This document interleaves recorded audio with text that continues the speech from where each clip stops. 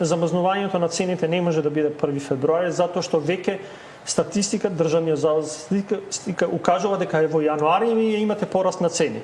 Значи ќе земете веќе зголемени цени, па ќе ги замрзнете, требаше да се вратат наназад неколку месеци, најмалку 3 месеци, затоа што секое предпријатие, дали е на големо или во мало, оперира со одредена количина на производи кои што ги имат набавено веќе пред 2 до 3 месеци со други цени. Сега вие им дозволувате во суштина да продадат производи со зголемени цени. Владата денеска требаше да оди уште порадикално. Тоа е наместо 102 групи на производи да ги опфати сите категории на производи. Тие се 238 групи на производи кои што се со повластена даночна стапка од 5%.